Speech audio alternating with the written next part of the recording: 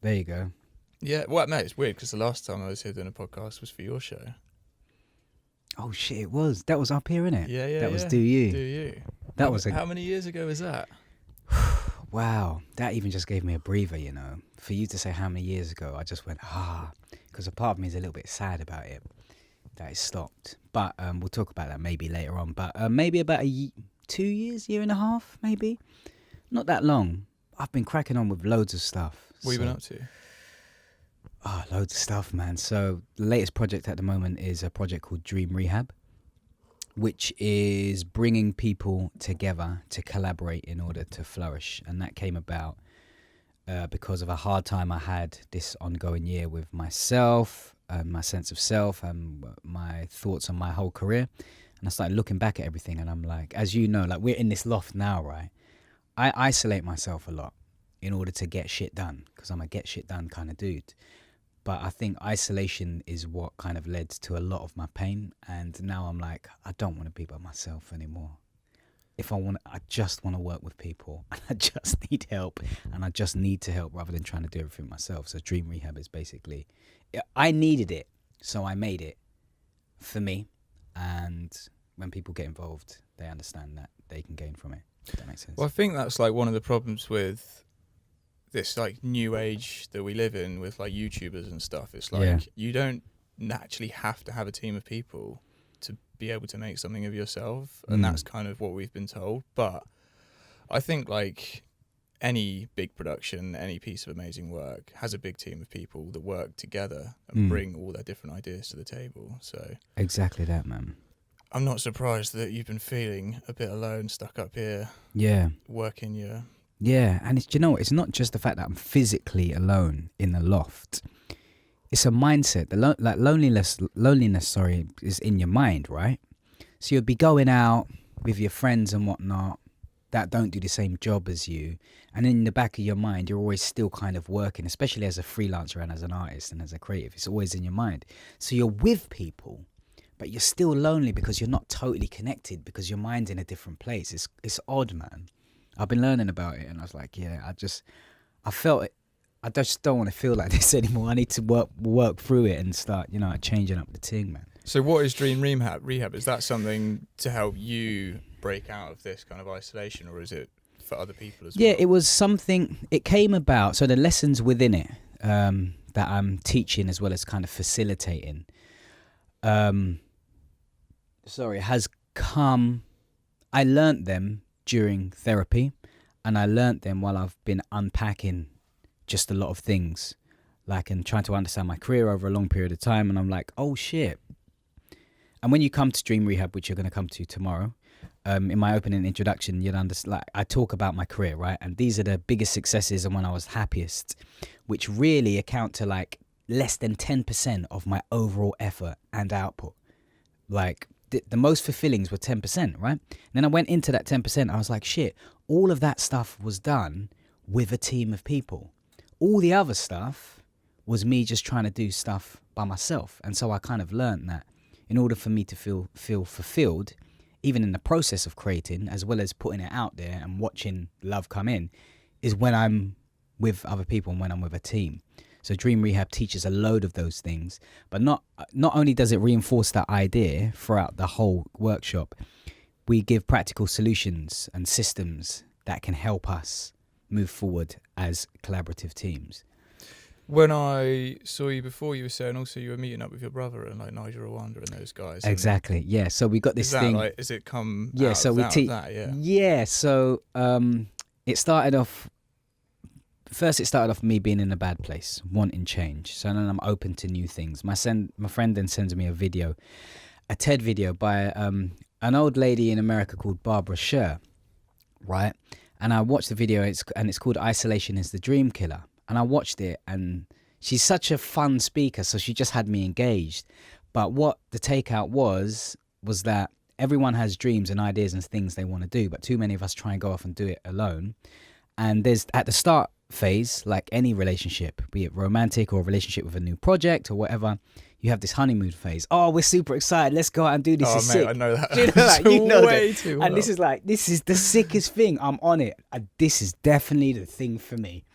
Everything else can just F off and I'm going to do Sometimes this. I'll talk this through in my head so much and then I'll go full circle and be like, that's a terrible idea before I've even started. Yeah, I know. It's like our minds as creatives as well, Emil. It's just, sometimes I would say I'm unstable. It's like and I'm emotionally led.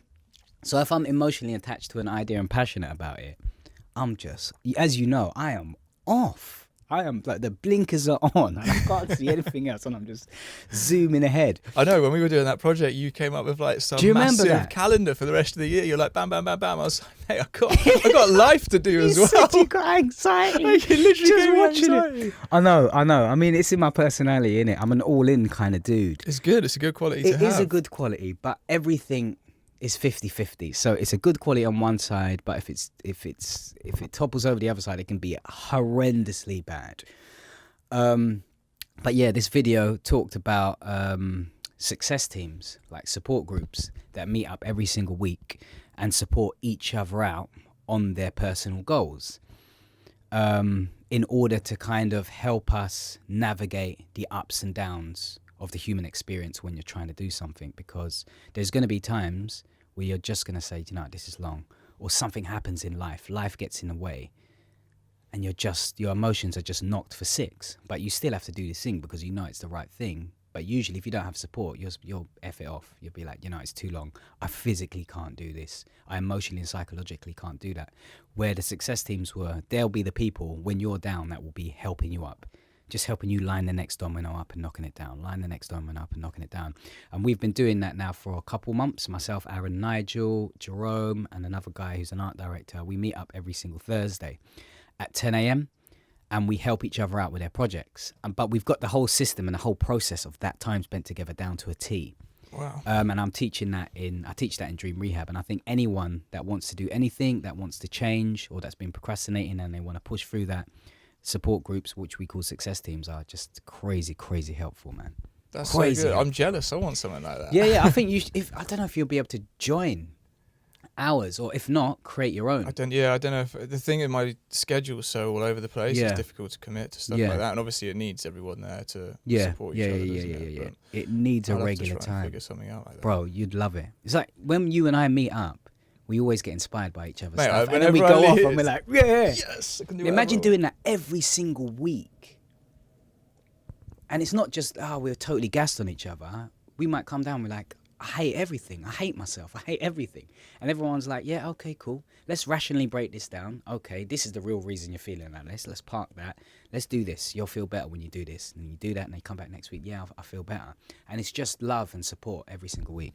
But it's also having someone to like pick apart your great idea and give you advice on different bits of that. 'Cause that's something I get from like you and T and a few other people. It's like I can come to them with a great idea and then they can be like, and you can do this, this, and this with this part, this, and this with this part. And it's like having someone else's perspective, I think, is a great thing. Exactly, man. It is so helpful because you think you have it all covered, don't you?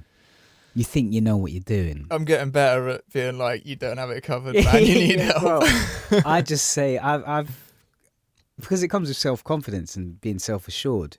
Like I'm usually like, yep, this is what I want to do. I feel it. I'm just going to go all out.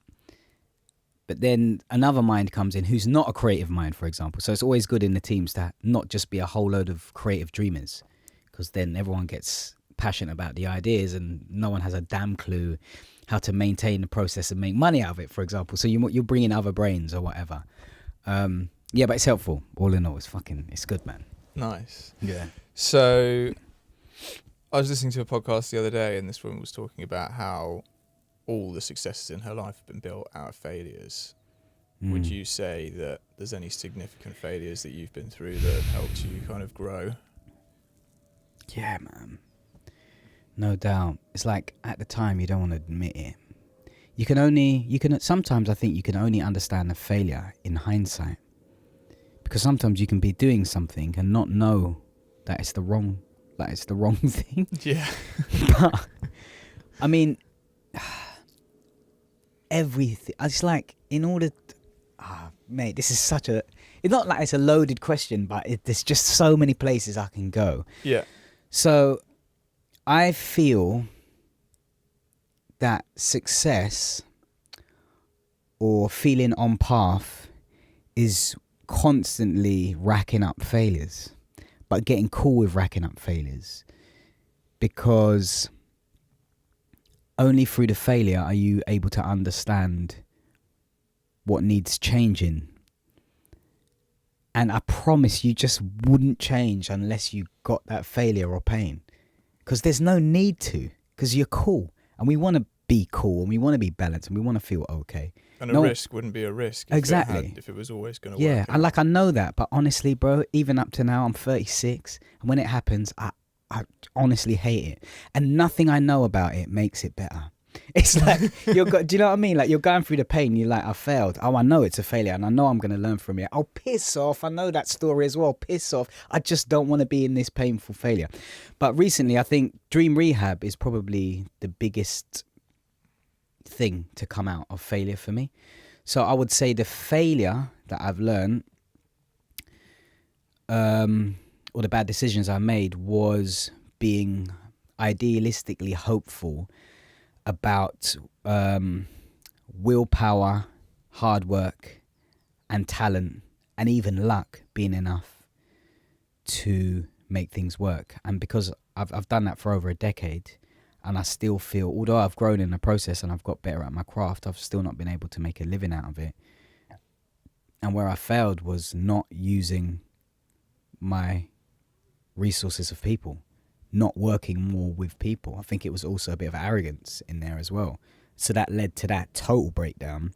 And now there's a total reform of mindset. Number one, I know I can't be doing things alone, or if I'm doing things alone, I need to dip into regular support systems. And number two, Dream Rehab has come out of it, which is the project that I've created and that I'm hosting. And it just feels, it seems, it looks like on paper and in my mind, and it just feels like it's the right thing to do. So it's really new, and there's a lot of unknowns about it. But every time I put one on, I get enough tick boxes to say, this is right, keep doing it. Does it give you like the right amount of, does it use up the skills? Because the thing with you is you have so many different things that you do. Yeah. So it's going to be difficult to make yourself burden, happy, just like doing one or two of them. But does this tick those boxes and include a lot of those things? Good question, man. Good question, bro. I feel it does. Have we talked about the multi-potentialite thing? No, I don't think so. So this Barbara Sher woman, whose work inspired Dream Rehab, also wrote a book called Refuse to Choose, right? And this book, I read it, and it was so consoling, because I don't know if you've experienced this, but there's a few of us that what she called, there's another talk on TED, right, called Why Not All People Have One True Calling. I was like, that's interesting. So I watched it, and I was like, thank you. I'm not a waste man. Because a lot of my life, I've been doing so many different things, and I'm able to do so many different things. And everyone's saying, you got to stick to one thing. This world champions specialists.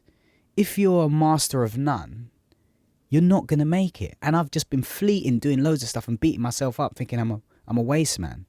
And then I watched this video, and what it said is some people are meant to be doing loads of different things in order to get skills and knowledge from those industries or those crafts. And then where those things collide, those interests collide, that's where originality lies, and that's where new things are made. And I was like, thank you. So Makes a lot of sense, bro. So she calls those people multi-potentialites. They've got multi-potentialites. That makes sense, right? The potential lies in multiple things. So I was like, number one, okay, thank you. I'm not a waste man. That really was consoling for me. Done more research on it. Then this Barbara Sher had actually written a book before this woman, and this woman done her research on Barbara Sher's book. So I said, fuck this, I'm going back to the original thing. And Barbara's book was Refuse to Choose. So I read that, and I realized I'm a multi-potentialite. And then I realized that in order for me to feel fulfilled, I can't do one thing. I have to be juggling loads of different things, or I need to use all my skill sets to make one thing that I'm involved in. And so to answer your question, yes, Dream Rehab is that thing that kind of ticks all the boxes. So it's me. It's number one. It's creating something new that I feel is needed. That brings me alive. Then I make that from scratch, from the handouts to the adverts to the videos to the presentation. Then I host and deliver it, which I absolutely love. That's in my element. But then also there's a massive altruistic takeout from it, where people leave feeling inspired and connected, which is another massive part of me and why I used to do you. So I'm like, I feel I'm onto something. Whether it will last forever, I don't know. But right now in my life, I'm certain, bruv. This is the thing. Amazing. That's good to hear. Yeah. So I just want to double back to what you were saying about feeling like maybe it was arrogance or maybe a bit of ego that was driving your force. Like, what's it taken you to recognise that?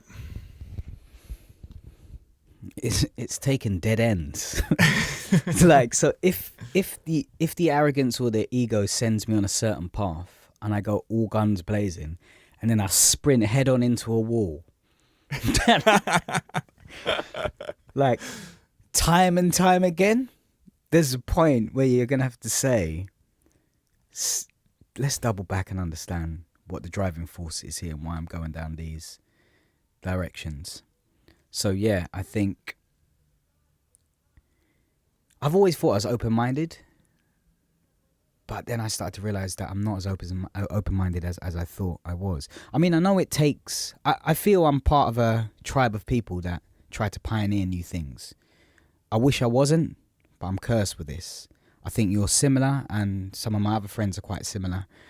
And so with that, if the whole world doesn't understand it, and then the rest of them are saying, I don't really know, I don't really get it, or I don't think you should do it, but you believe it, you're going to need some sort of arrogance and ego to try and push you in that direction, as well as some other things, self-belief and all that kind of stuff. So it's like loads of different tools in the arsenal, but yeah, sometimes it can take me down wrong roads. If that answers your question, I don't know. My answer's all over the gaff, man. Yeah, I don't know, because it sounds like now you're doing something that's more for the benefit of others, as well as pushing yourself down a route, doing something that you're interested in, doing these workshops and helping other people.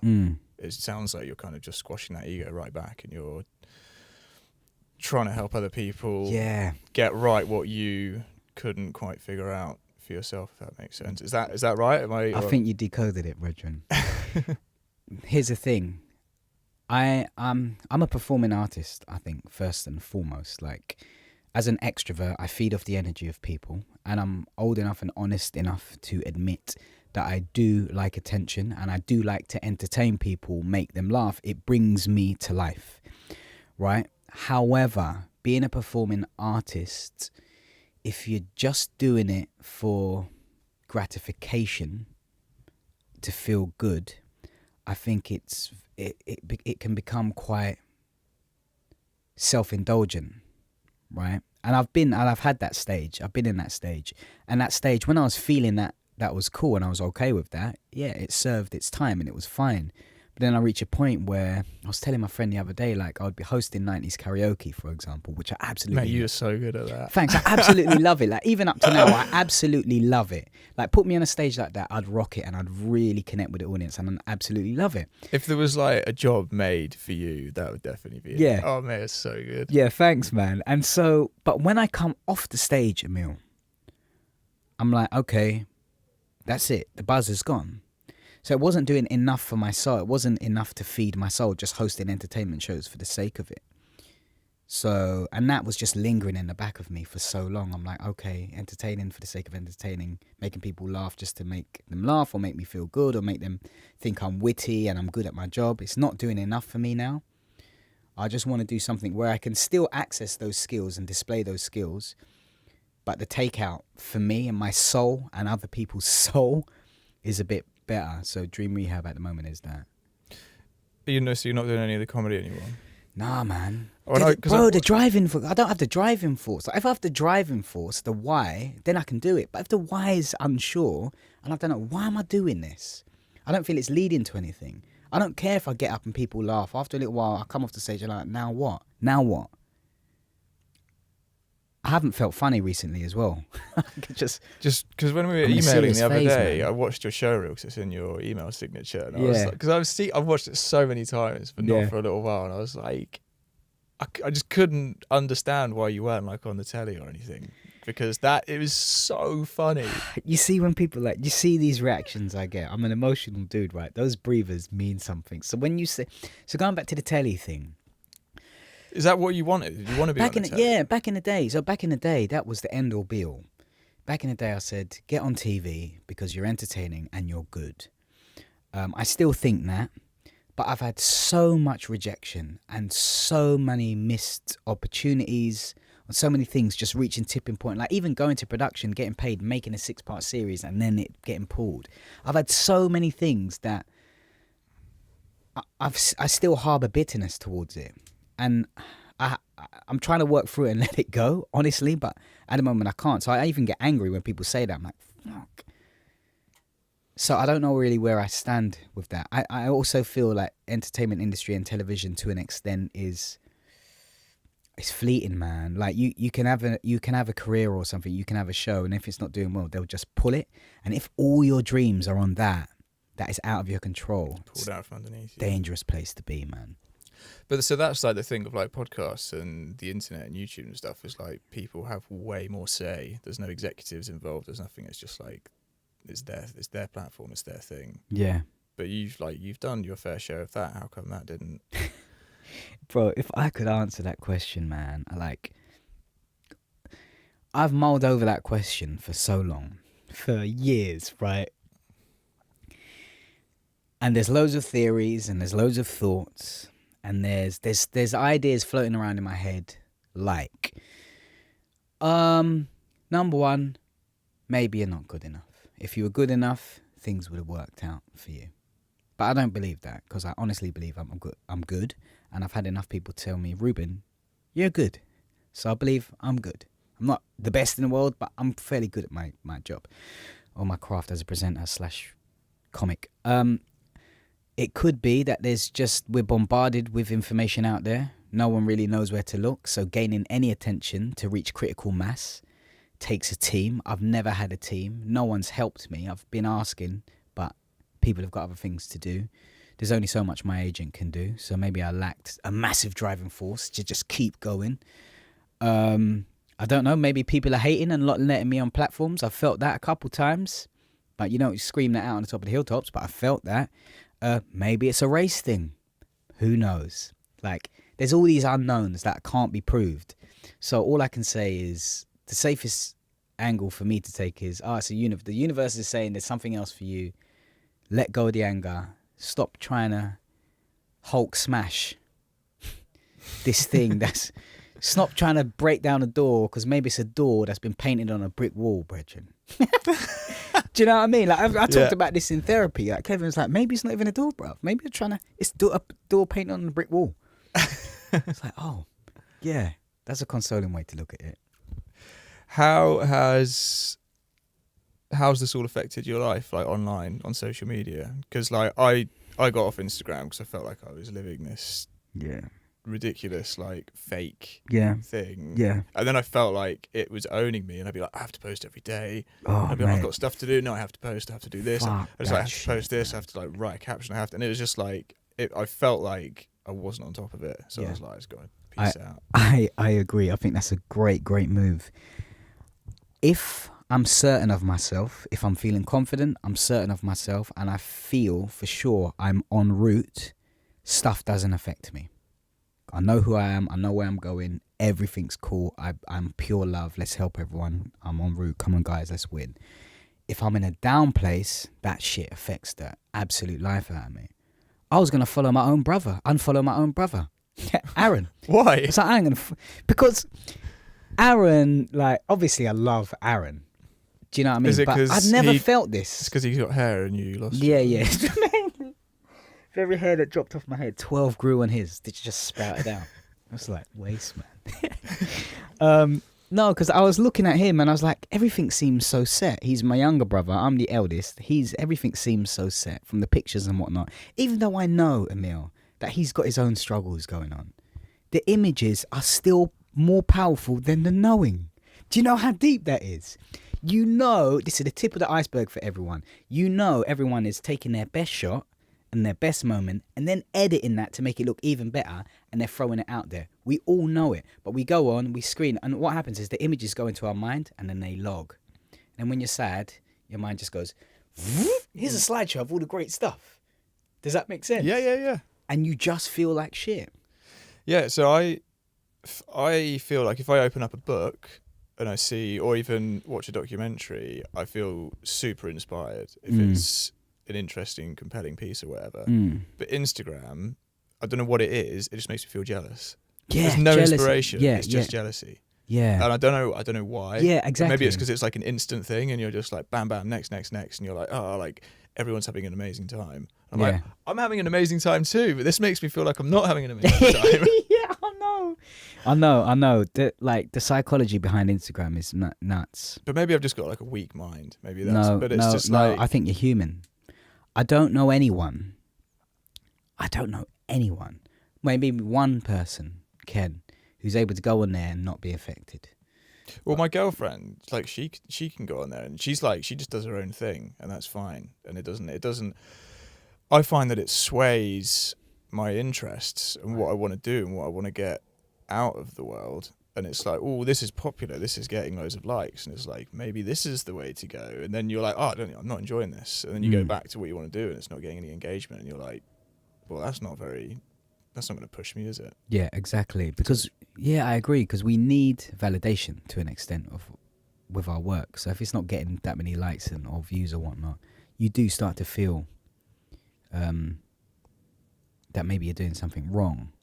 But I also feel maybe, bro, it's the place that you're in. Because going back to what I said, like once I feel I'm on path and I feel in control and I know what I'm doing is the thing for me, you can't shake me.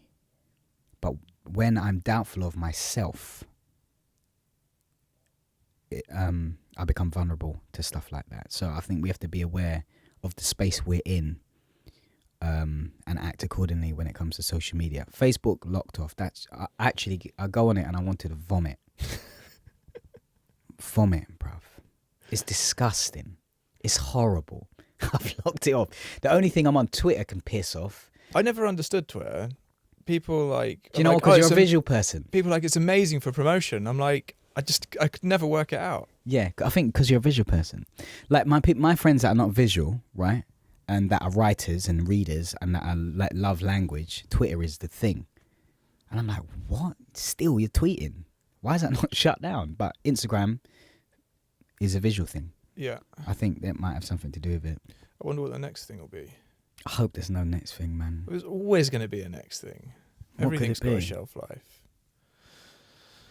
I don't know. Everything's going like VR, isn't it? And that's just the whole world that I don't understand. Do you know what? You need to meet my friend, Hannah Close.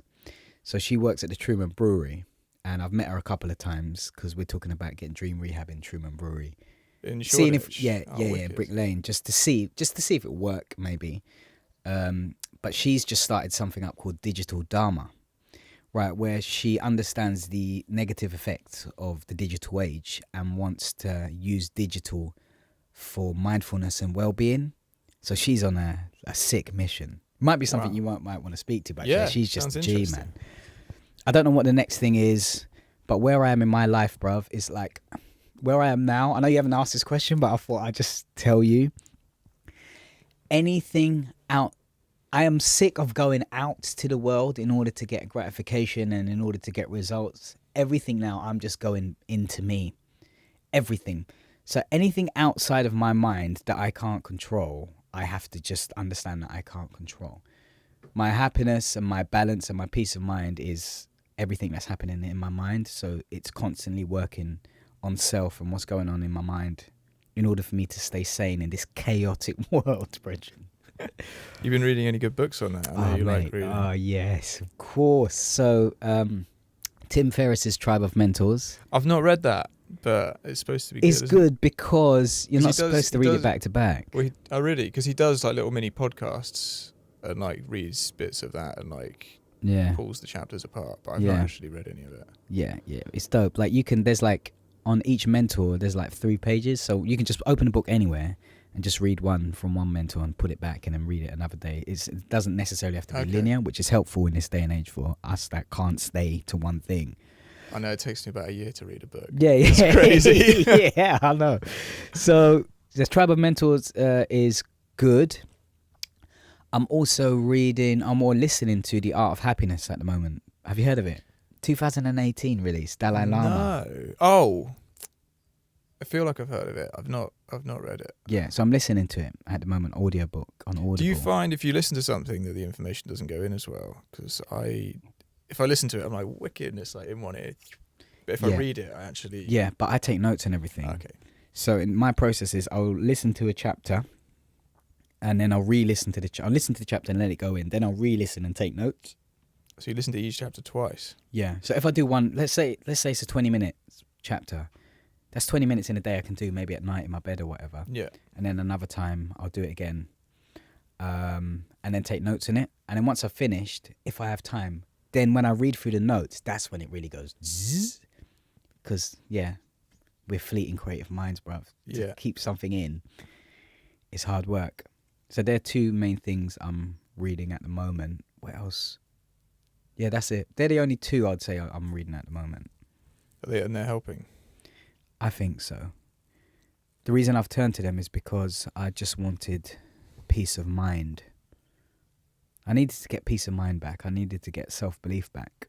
And no one can do that for me. Nothing can do that for me. That's the reprogramming of the mind. So as I grow to this next stage of my life, things need reprogramming. I need to clean some stuff out and get some new shit in to help me move forward, man. Nice. So is this the house that you grew up in? This is the house that the majority of my life has been in. So from primary school onwards. How old are you? 36? Yes, Emil. I'm 37 November 2018. I'm a November birthday as well. Oh, yeah, you are, innit? You're Scorpio. Yeah, when's yours? 11th. I'm the 5th. Oh, shit. Bonfire now. Jack's the 13th. Yeah. Do you want to come run a half marathon with us on the 11th? On your birthday? Are you having a laugh? No. I've got a trainer for that. Yeah. We all just started. There's a group of us doing it. You should come. It's in Portugal. Really? Yeah. How long's half marathon? 12.1 miles. I know you want to do it. I'm not going to answer. I don't know. Flights are £44 return. Why? Where else would you want to spend your birthday than running 12.1 miles in Portugal in November? I'll have a think about it and I'll get back to you. I'll send you the details. Yeah, you will. So anyway, what I was going to ask is, how much have you seen this area change around Stratford? Because when I walk around here, I'm like, wow. Like, I've only been living in London like 6 years, and every time I come, there's like a new... Yeah. It's like every 2 minutes. Like, you walk out your house and you have to find it to get back because everything's changed. Like, daily. Obviously, that's an exaggeration, but yes, it's changing ridiculously. I have seen it totally... Mate, I remember when the old... So Stratford bus station, I remember when Stratford bus station was actually where Stratford Centre was. So before the old Stratford Centre was built, that was a bus station. Then the bus station moved and it became the centre. Then later on Westfields came in, so I've seen the whole thing. What was in Westfields before Westfields? Westfields was like just industrial estates. Are we still rolling? Yeah, it's all good. Was like industrial estates, just derelict land, Lee Valley Bike Centre. It was like a big bike track. It was just nothingness. We never explored there. Industrial space, I think. And what's the demographic like now? Because I remember you saying that you used to get like robbed. Like, we used to get robbed like every 25 minutes in Stratford, man. You used to go out with extra money for the robbers. Oh, really? Yeah, extra money or food, whatever it is they wanted. So here's my packed lunch and here's Jermaine's packed lunch. And what's it like now? Is it like relatively wealthy people? Do you know what? It's hard to answer that because I think the roadman mentality is still there, but as you grow up, you become separate from it. You don't see it. You don't really move within it. So, yeah, you don't see it, but it's still happening. But I do think that Westfields and the houses and buildings around that area, the gentrification, if you want to call it that, of Stratford has brought in different kinds of people. But having said that, there's still a clear divide, right? So my house is probably the transition, the road going up to the back of Westfields and then going back into old school Stratford, where you can see the quality of life differ, the disparity. It's a weird one, isn't it? Because people are like, oh, London's becoming so gentrified in every area. But it's like everywhere else to visit in the world seems to be having the same issue. And then from having other conversations with people, they're like, this isn't a new thing. This has always been It's a story as old as time, isn't it? It's just now we have people shouting about it more. And it's like, it's hard because it's people that have generated some sort of culture for an area. Yeah. And made it what it is, are being pushed out because they can't afford to live there anymore. Yeah. But then some places that were shitholes are like nice now. Yeah. So it's like, yeah. at what point is it true. Negative or positive? Exactly. It comes down to what stance you take and what perspective. And every situation is different, of course. Like, seeing all those people that got pushed out of their apartments in Elephant and Castle is like clearly wrong. And then it was all sold off to like foreign investment. So it's like, exactly, and spaces are just sitting there. Yeah. When you go down like, which bridge is it? Kind of towards Wandsworth. There's all those high, like really posh blocks of flats, like right on the river. Right. And if you drive past it at night time, about 5% of the lights are on. No one lives in them. And then there's just people all over the streets. When I came off the train at Stratford, there's like people sleeping everywhere. Yeah. It's like, what? Like, how? Yeah. How is that fair? And then the government was saying that they're going to put 100 million into curing homelessness or getting through homelessness. And then there was like a load of issues with that state. Curing homelessness, or that's not the right word. Or is it like moving it? Because really the problem is actually, I mean, I don't know enough to speak on this, but to me, it's not about just putting people into places. Okay, that's obviously helpful, getting them off the streets. It's educating them to keep them off It's the mind. It's human. It's what's happening in human beings' minds. Everything is down to what's happening in the mind of human beings, I think. I mean, some people are better off due to circumstance, no doubt. But like I said, going back, all we have in life is the quality. The quality of our life is determined by the quality of our thoughts. So why are more people not working on the quality of their thoughts if life is just chaos and forever changing? I don't get it. Whatever, man. Spiritual thing, man.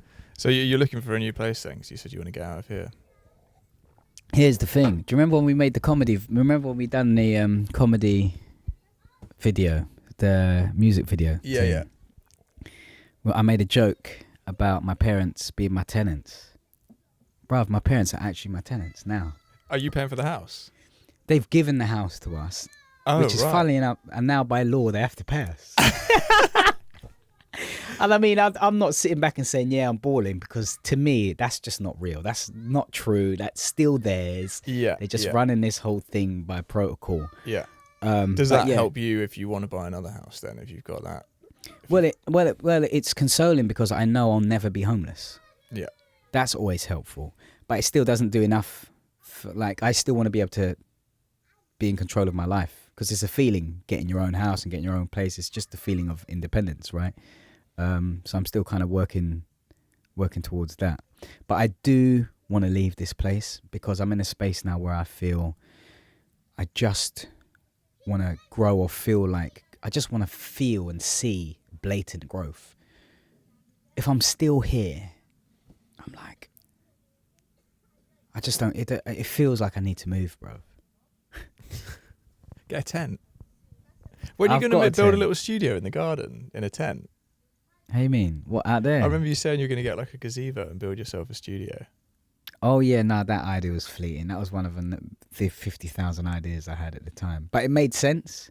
But now where I am, I'm like, okay, stop with the creative hope. Just lock down something a bit more. That idea was me saying, let's turn the garden into a studio so we can make money from this big studio in the garden, which can work, which is a good idea and can work if I wanted to do it. But if I project further, I'm like, problems, hassle, no, not secure enough, lock off. Now I'm trying to say no to as many things as I can, with the idea to focus everything on a few little things that is most beneficial at this point in my life.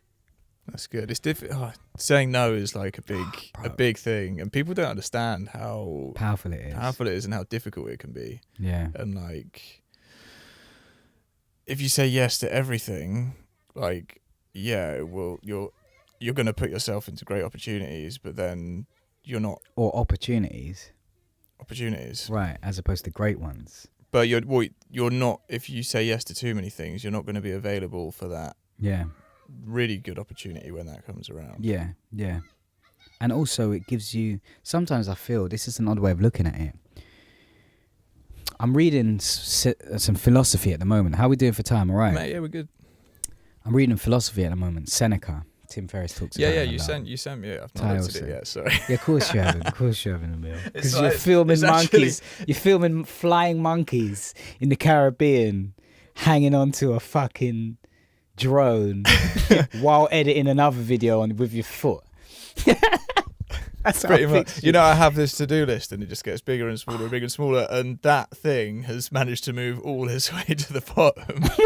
And the only thing below it is my dad's email address, and I don't even know why that's there. Let me tell you something, yeah? I need to read it. You see those to-do lists? They can give you anxiety, you know? Oh, tell me about it. But crossing off the bottom thing is so painful. It's hard to do, innit? So the trick is to get someone else to cross them off. Because you don't need to read it. You want to read it. You feel it will be beneficial. You know it will. But because it's still there, it's piling up. I promise you, bruv. I promise you. Lists, as helpful as they are. You are like the man of lists. You even got... Yeah, I know. That's what I can tell you about You were like, get this app because you can put all the lists you want on it. And now I live my life with that app. Yeah. What app was it? Evernote? Yeah. Yeah, I've learned. Do you not use it anymore? Yeah, I love it. Yeah. Like Dream Rehab tomorrow, we talk about it, but I know how to manage my list things. I'm like, okay, I know how to get rid of stuff now and just let go. Let go. Okay, let go. Just focus in. But what was the question prior to this? You're the king of the lists. Why are you saying shut down the last thing on the list? No, because I feel it traps you psychologically. I feel it adds a little block in the subconscious mind. That anxiety is about worry about the future, and when there's loads of things piled up and you know there's loads of things you haven't done, where do you start? And it all just starts kicking in. So the more you can get off of that, which is either doing them or committing that you don't need to do them, or shelving them, or lying to yourself and saying it's shelved, but really it's dead. Do you know what I mean? The like, subconscious. Yeah. Bro, seriously, it's deep. Yeah. It's deep, man. I do want to read it though. Anyway, what were you saying about Seneca? You were about to tell me about it, and then we got sidetracked into chatting about lists. That's it. Right. So we went on the opportunity thing. There's a thing Seneca said that stuck with me. Certain things just resonate and stay there. He goes... So he was a prophet? Philosopher? He was a Roman philosopher, an emperor. I believe emperor of Rome. But he's a Stoic. And what he says is... what comes to you by the gifts of chance are not yours. So it goes back to what we're talking about, opportunity, right? As in, if you haven't built it, or if you haven't made it, or if it isn't your work, and you get this thing by chance, please understand that it isn't yours, and that it's fleeting, and that it may go. For example, you win the lottery. You haven't earned that money. It's just come to you. So you wouldn't really know how to appreciate it or deal with it. The same thing with someone that just randomly goes on X Factor after doing 2 busking sessions and becomes a star. Sooner or later, that shit ain't going to hold. Or even if it does seem like it's holding, deep down inside, there's this imposter syndrome or whatever. So if it's by chance, for the most part, it isn't yours. And so... when people are saying, you can get good opportunities here, you never really know. I'm like, I do know, because I've had so many of these, and they've just kind of I don't know, just whizzed into nothingness. So unless this is my thing and I've built it over a long period of time where I have a connection to it and a sense of pride, I don't think I'm going to be fulfilled by the gifts of chance anymore. That's where I am right now. Well, anything worth having just like requires a lot of work. Yeah. And there's no shortcuts around that. That's just like, it's just how life is. Yeah, I agree, man. Do you think Seneca was thinking about X Factor when he said that?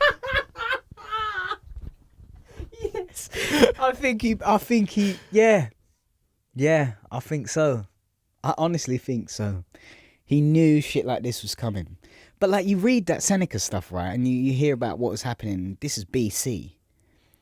It's all the same shit that humans are doing. Human behavior, human characteristics. It's the same shit on a VHS as opposed to a fucking 7K camera.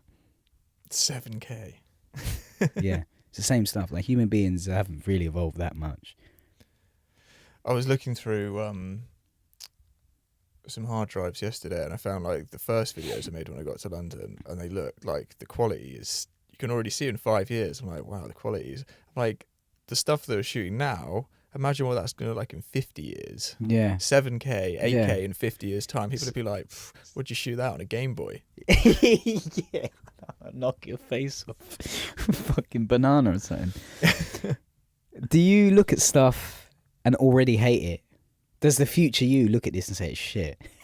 In what sense? In production? Yeah, in production value, in the quality of it. Like, the moment you finish it, do you like, you don't care anymore?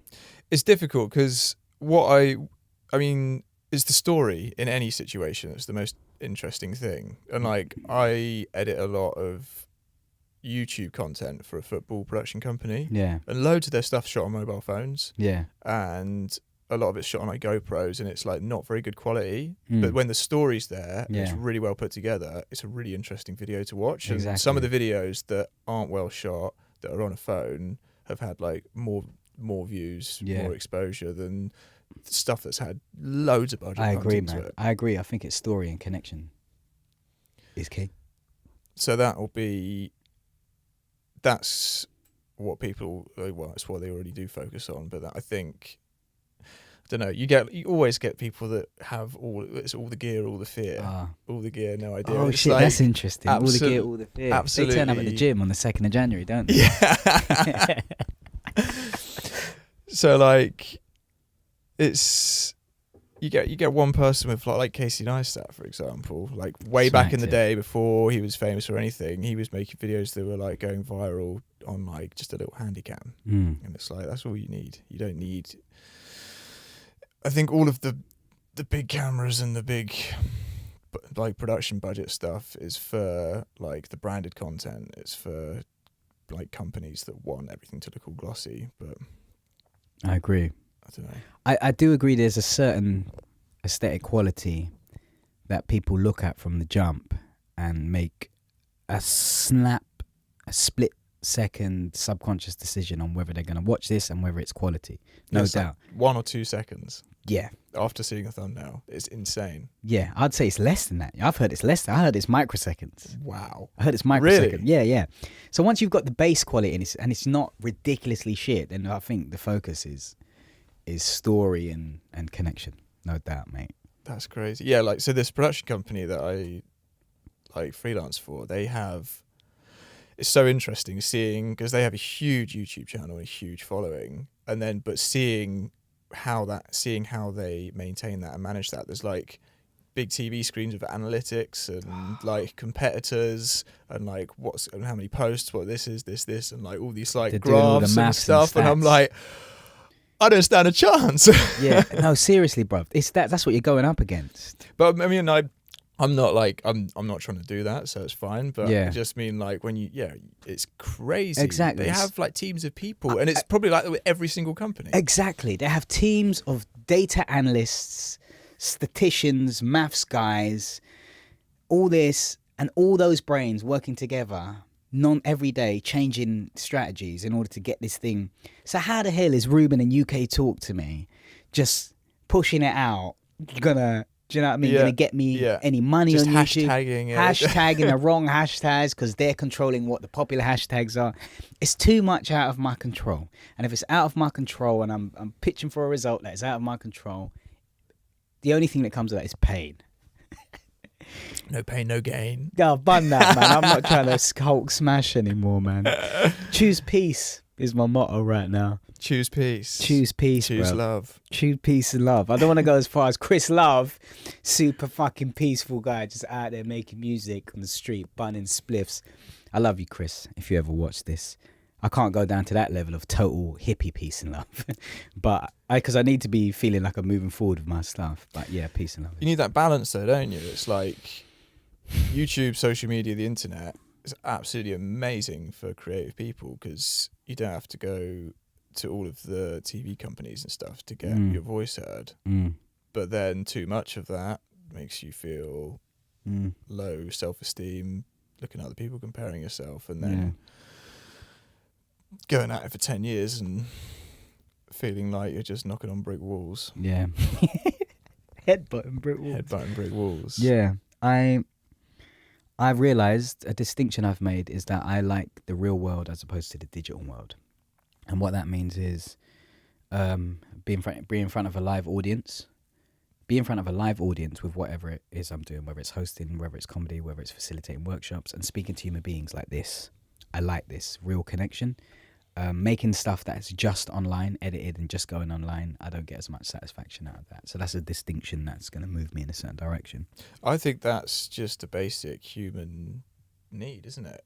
People kind of kid themselves into thinking like, I can live a really fulfilling life online and not actually. It's like you see all these like Instagram people that just go to a place to take a photo of them in the place and then just cruise off somewhere else. It's like, why? Like you need to really get the most out of something. You need to like be present, be there. I agree. Be on your phone. I agree. Although I do think there are some people that have problems mixing or making new friends or communicating in general and feel a lot more comfortable online. So it probably works for them, but maybe they should work on the real world interactions because they'll probably feel more fulfilled that way anyway. But do you think that social media will be good for promoting this live audience stuff that you're trying to do? Yeah, I mean, it is good. It definitely has its pluses. Like Instagram has been amazingly helpful on growing 90s karaoke, for example, and putting word out there. If you use it as a tool to galvanize an audience, then yeah, but you need to just not get sucked up by it. I mean, I'm using it at the moment. The people that come to Dream Rehab, all the people have found it through Instagram. All of them, because it isn't anywhere else, because you go to where people are looking and people are looking there. So obviously it says, hey, look at this. If you're looking, look at this, come to this. How do you promote it? Are you just posting it on well, your at the thing, moment, yeah, my promotion game is shit, bro. I'm like you. It's like we talked about this, remember? We just want to make the stuff. We love coming up with the ideas, being in the process of making it, polishing it up. That's our job done. And you hand that over to someone that do these data guys that send it out and we're all happy. But if I'm trying to be the promoter guy, I'm sad. Yeah. But at the moment, I am having to promote through my own Instagram channels. But I want to get it onto places that do the promotion and already have audiences so I can focus on the craft and the actual event rather than trying to promote it, which I'm truly all for that. Well, it's such a massive part, isn't it? Without the marketing, there's no no one comes. There's no event. Yeah. There's a guy in my studio that's just finished his first feature documentary, which he's been doing for like 3 years. He raised like multiple amounts of money to make it like happen. And then he was like, I didn't realize how much money I need for my marketing budget and had to do another Kickstarter. And I think he's managed to get the money together. But he was just like, a marketing budget for a feature doc is like thousands. Yeah, I can imagine. I don't know, man. The industry is it's not if you don't have constant support and a team, it's very challenging. No doubt, mate. No doubt. It's like before you take on any project, you need to make an agreement with yourself and say to yourself, I love this thing enough to take the pain that comes with getting it done. If you don't love it enough, it's not enough driving force to push through the pain. That's just some horrible fucking real talk, man. Like I've been doing stuff for years, so I know that much.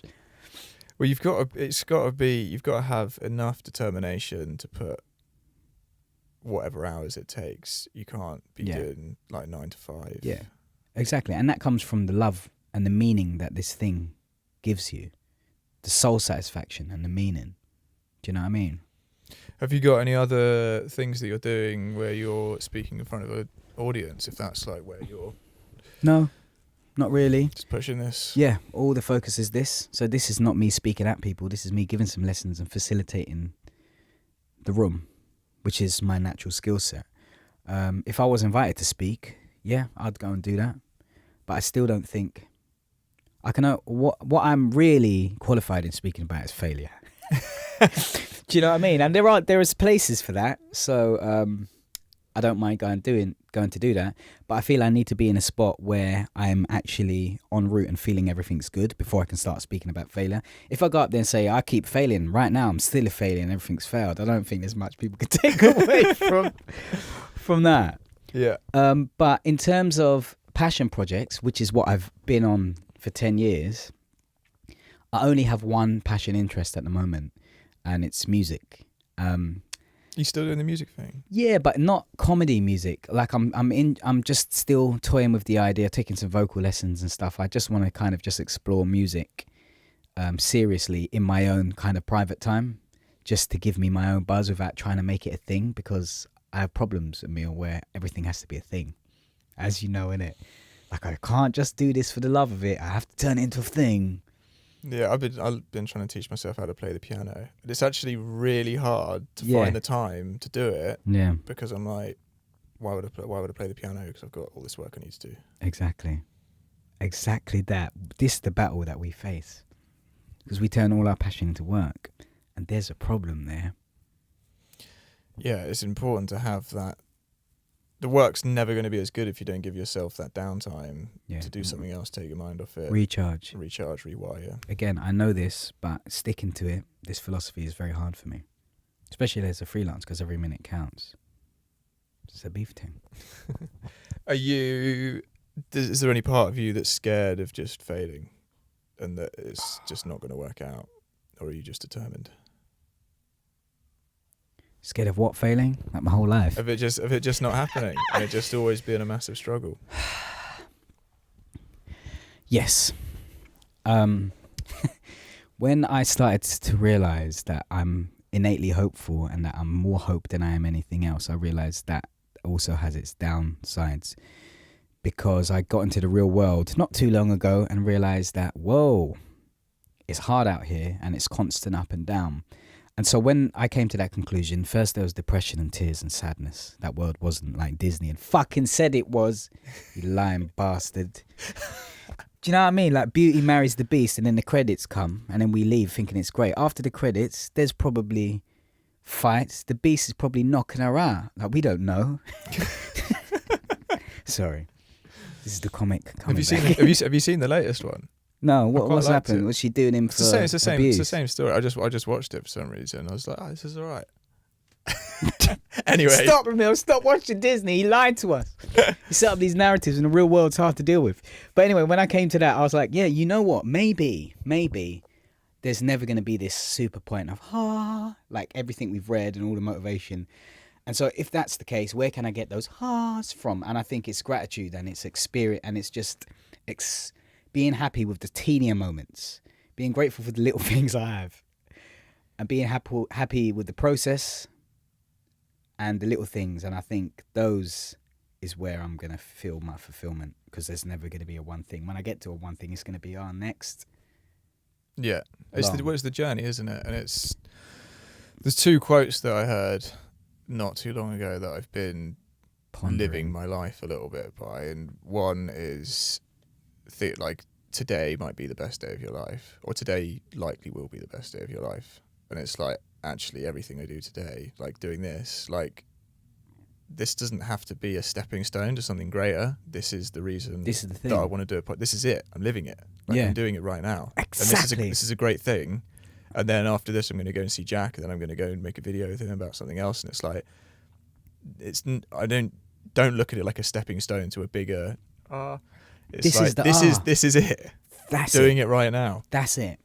And the other one is a quote that I read by Tiny Temper in The Guardian. And he said, friends and family will always give you more happiness and Fulfillment, balance, all that. than fame and money.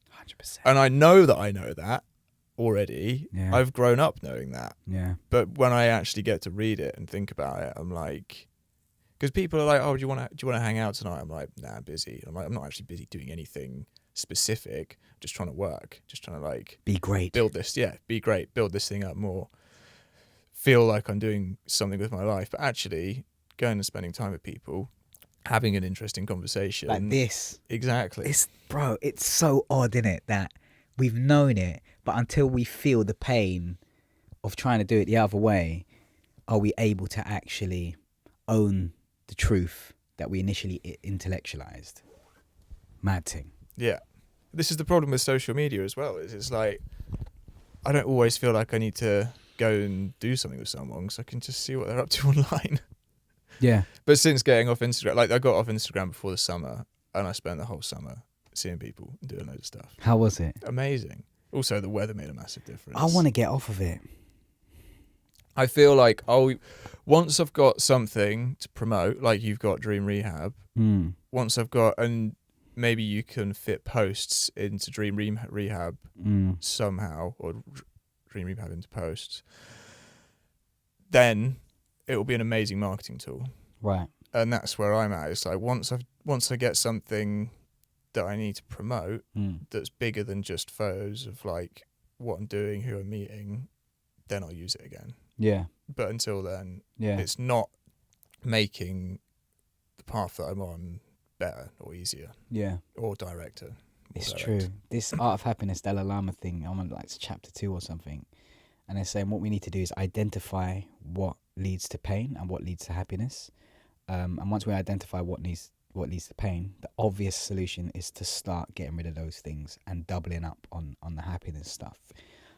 But that takes some thought and putting pen to paper and really actively working it out. And I think that's what therapy is doing for me. So now I appreciate connection with people I love and care about more than anything. How frequent are you doing therapy? Oh, mate, once a week. I've been doing it for over a year. I'm on session 53 or 54. And I've learned so much about myself. Like I've learned where what my real deep values are, the principles that are guiding my life, my unconscious directions, how some of those conflict, why they conflict, identifying it all, and just cleaning out stuff that isn't serving me anymore. And I just think it's just a part of my growing up. Finally, I've been a Peter Pan youth for a minute, which is seriously, bro, which is helpful in a creative process. Do you know what I mean? Because you need to access your inner child and say, "Fuck everyone, let's do something new and dumb to test it out." But if you're doing that and just that in the real world, it's not that helpful. So I'm trying to work out some balance at the moment. That's where I am. What did it take for you to sign yourself up to therapy? Just another knockdown, just another pain. Career things wasn't going well. Just dating dynamics was off, and I just needed to understand myself and understand what was happening and why I was here.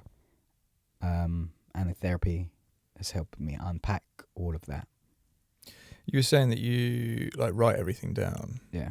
Do you go back over that to kind of try and what with therapy, the process? Yeah, to try and understand a bit more. Yeah, I think I've got a decent process, you know. So I'll go into therapy, and it's 50 minutes if I'm on time.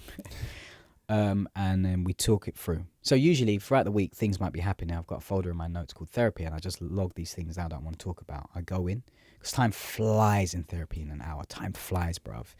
And we have the talk, and then at the end, I go to a coffee shop and I buy coffee and whatnot, and then I dump everything that I could remember onto another note. And then I organize that in 3 parts. So what we talked about, which is the dump, Kevin's thoughts, which is my therapist's thoughts, and then my final thoughts. So there's 3 columns. And then I go through the whole thing and I say, what's the most resonating thought? And that goes at the top of the note, most resonating thought for that session. And then once in a while, after a while, I'll read all the most resonating thoughts of all the sessions. And that's when you really start decoding yourself, man. Just like, shit, this keeps coming up. This keeps coming up. This needs to be actioned. Or this thing keeps happening. I need to get rid of this. Wow. Yeah, sounds good. Yeah, School of Life has taught me that maturity is bringing what is in the unconscious mind to the conscious mind. Yeah, to understand it.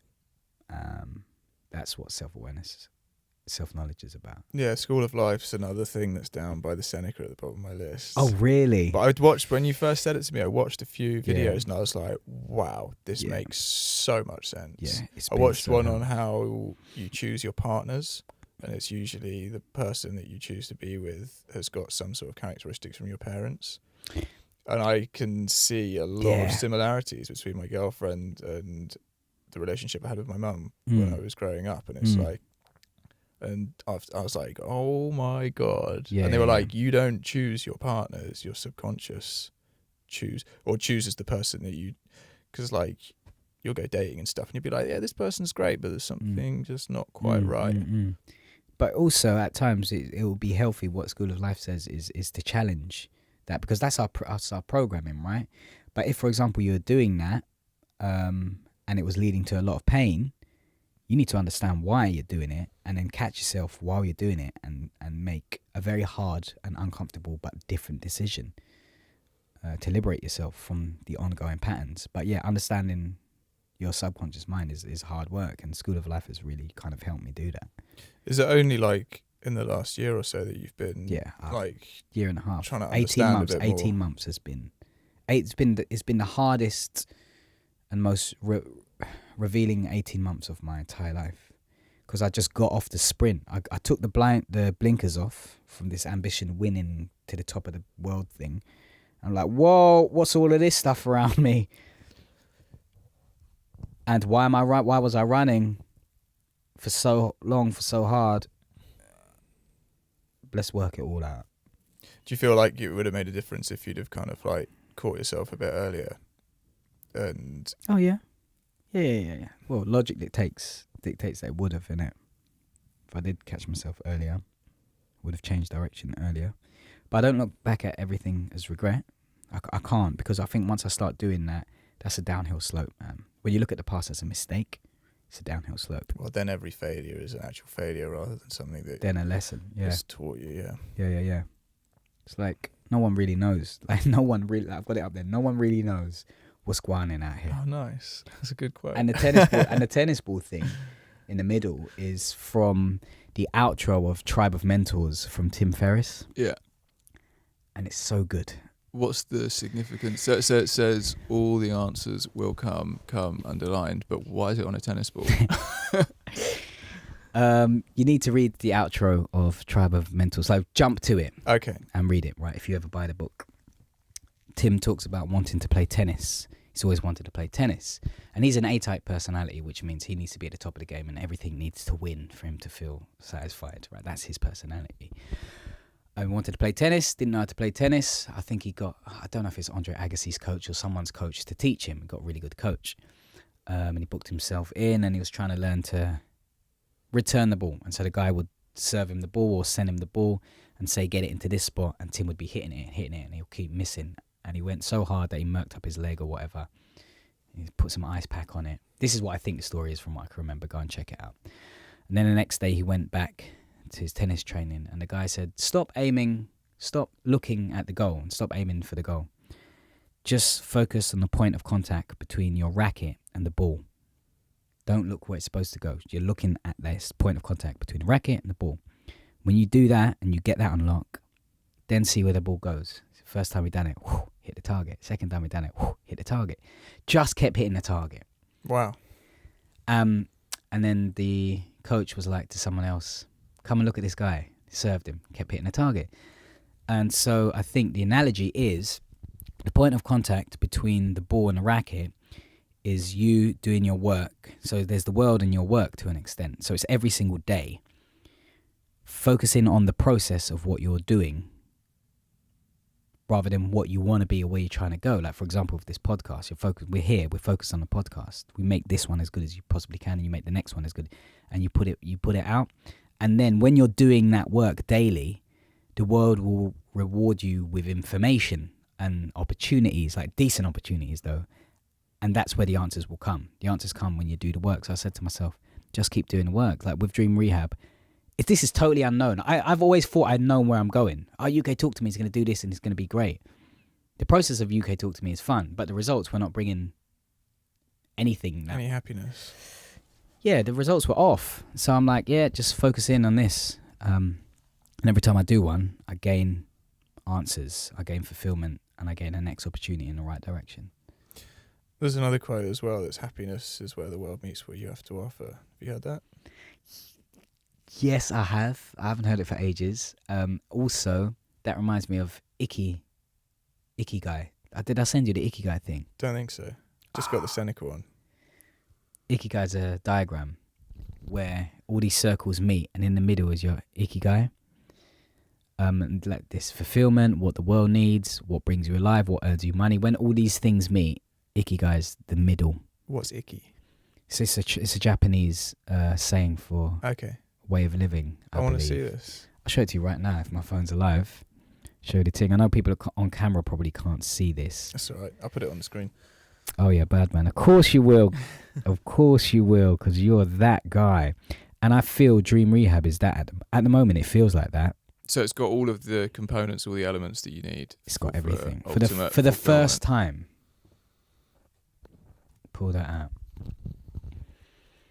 It takes a while to process this, though. What you're good at, profession, what you can be paid for, vocation, what the world needs, mission, passion, what you love. Wow, that's a pretty to get those aligned is a mad thing. Yeah.